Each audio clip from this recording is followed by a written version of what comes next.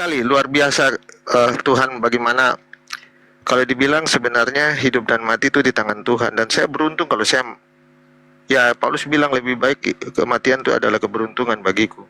Dan itu kehidupan saya, Bang. Teman-teman semua, itu kehidupan saya. Saya ambil penyakit saya saja ya. Yes. Itu waktu umur 27, 24, 27 ya. Saat itu dokter, penyakit saya umur 24, umur 27 dokter memvonis tidak lebih dari 40 tahun, paling 35 sudah, itu sudah. Ya saya lah, ini dokter ini seperti Tuhan, tapi memang kenyataan memang terjadi. Banyak yang sudah memang ada pembuktian bahwa memang mengalami hal ini pasti tidak akan umur panjang. Jadi mungkin kalau saya open camp saya tunjukkan saya punya tangan ya. Itu sudah berkali-kali saya open camp saya kasih tunjuk. Jadi kalau teman-teman kalau berhadapan kalau ketemu dengan saya pasti teman-teman akan melihat saya aneh. Kalau bilang kebutuhan khusus pun tidak. Jadi kalau dari jauh kelihatan saya miring sebelah itu. Jadi kalau saya mau melihat orang panggil, saya tidak bisa apa-apa selain saya menoleh itu seluruh badan. Saya harus menoleh seluruh badan, tidak bisa apa-apa itu. Jadi selama ini memang saya tidak bisa menoleh. Padahal sebelum itu saya bebas merdeka dengan kebebasan saya itu, sampai akhirnya Tuhan menegur saya dengan kondisi saya sekarang ini. Jadi tangan kanan saya tidak bisa menggenggam, tapi saya bisa hidup normal walaupun cuma beberapa jari saja ya, sekitar 2 jari. Jari yang lain tidak bisa apa-apa itu. Jadi waktu saya pegang motor hanya jari tengah dengan jari ibu jari saja yang genggam stang setir ya, untuk tangan kanan. Jadi waktu itu umur 24 itu saya sempat selumpuh selama 3 hari. Itu kalau yang istilahnya mati sebelah itu, stroke. Di umur yang masih muda berarti teman-teman bisa bayangkan kehidupan saya sebelumnya. Mati sebelah saya, umur 24. Dan 3 hari tidak bisa jalan. Padahal waktu saya sekolah, saya termasuk aktivis. Bahkan saya jadi tim doa untuk KKR-KKR itu. Tapi kehidupan yang kalau dibilang masa muda itu bebas, ya di situ. Bangga dengan keadaan ini, maka saya lupa daratan. Dan Tuhan menegur saya. Saya waktu lumpuh 3 hari saya menyadari memang ini kesalahan fatal.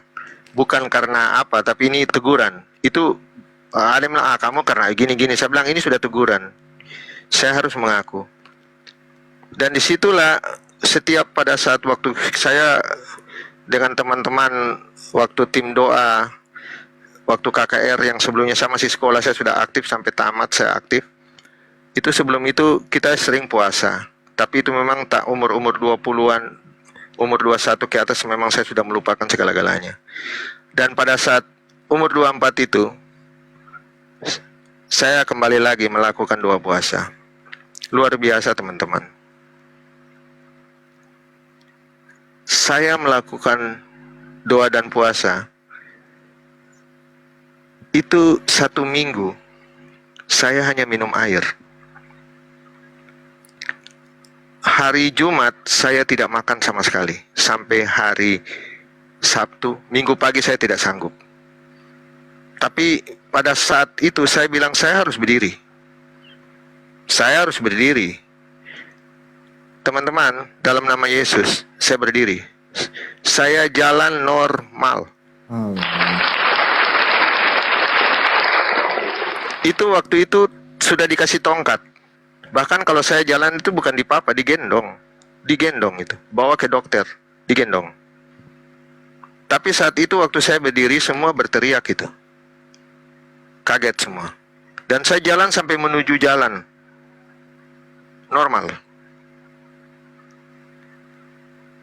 Seret-seret kaki, angkat tangan berteriak sakit dan saya paksakan dan akhirnya bisa. Saya jalan. Memang dibutuhkan waktu juga untuk supaya normal sampai umur 27.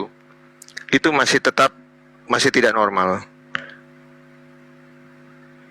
Dan di situ dokter memvonis tidak lebih lewat dari 40, 35 sudah itu. Saya bilang dalam nama Yesus, saya akan hidup dan saya akhirnya rutinitas saya lakukan doa puasa setiap hari Minggu. Bahkan setiap saya mau menjelang umur saya, kelahiran saya 1 minggu sebelumnya, saya melakukan doa puasa.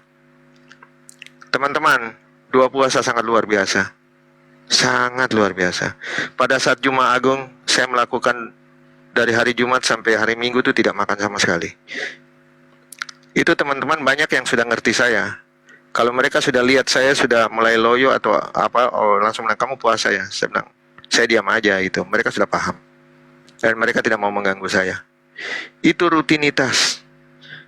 Sampai pada umur yang ke-34 baru saya menikah. Itu rutinitas itu saya sudah tidak lakukan. Dan saya terus berusaha untuk bagaimana melayani Tuhan. Dan pada saat umur 35, saya ketemu dokter bersama istri saya setelah saya menikah. Saya tanyakan, umur 35 Pak Dok? Dia juga dokter ini hamba Tuhan juga. Waktu itu pada saat itu juga dia sudah bertobat. Dan dia bilang luar biasa, kita berdoa bersama. Di dalam ruangan itu. Banyak pasien di luar itu tunggu lama sekali itu. Dan saya sampai ini sekarang, umur saya 51 Bang. Sudah mau menjelang 52. Memang tidak normal. Kalau dari jauh dilihat itu saya miring sebelah itu, dekat apalagi. Tangan saya ke bawah, tangan sebelah naik ke atas. Tidak normal memang. Tapi puji Tuhan, saya dapat melayani. Bersama teman-teman, dan saya masuk di vokasi, dan kita mengajar teman-teman, anak-anak didik yang kita ajarkan. Dan pada saat di tengah-tengah pengajaran itu saya selipkan bagaimana untuk berkhotbah atau menyampaikan firman Tuhan. Walaupun di situ ada kerudung juga sih. Tapi saya tetap melakukan itu dan luar biasa. Banyak setiap hari itu saya terima murid-murid itu tiap tahun. Secara berkala tiap bulan tetap ramai tempat pelatihan saya itu. Dari tahun 2021 itu saya buka itu sampai sekarang masih terus berjalan. Dan pelayanan. Sebelumnya kita di Zoom dan sekarang kita di TikTok. Dan ini saya berjanji tetap saya dimanapun dengan cara apapun saya tetap melayani Tuhan dan tetap menjadi pewarta. Itu. Dan banyak lagi kesaksian-kesaksian yang lain Bang.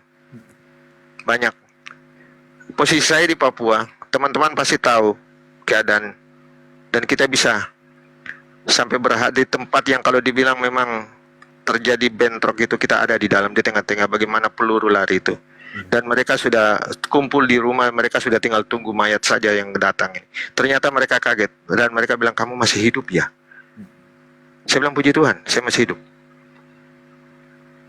Dan bagaimana di tengah laut itu kita jalan, kita pergi ke satu tempat, di situ sudah bagaimana, kalau dibilang perahu kecil ya, itu sudah di bawah laut itu. Mereka sudah anggap tidak, mereka tinggal tunggu saja tim SAR cari. Tapi semalaman pagi kita lolos dan mereka di kampung mereka kaget kita lolos dengan badai itu. Teman-teman pasti tahu, sebelum kita berangkat kita berdoa. Dan itu yang saya lakukan. Dan sampai sekarang, puji Tuhan, saya masih hidup. Ada banyak kesaksian, tapi ini saja yang saya bisa sampaikan teman-teman. Intinya, sebelum melakukan sesuatu, berdoa.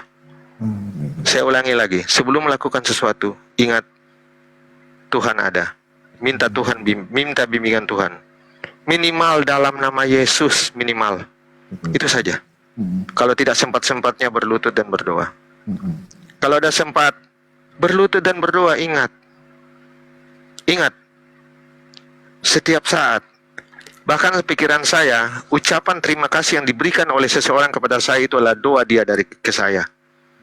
Sampai segitu Bang. Itu dulu dari saya, teman-teman semua. Terima kasih host, terima kasih teman-teman. Kita saling menguatkan. Ya Bang Musafir, kesaksian yang sangat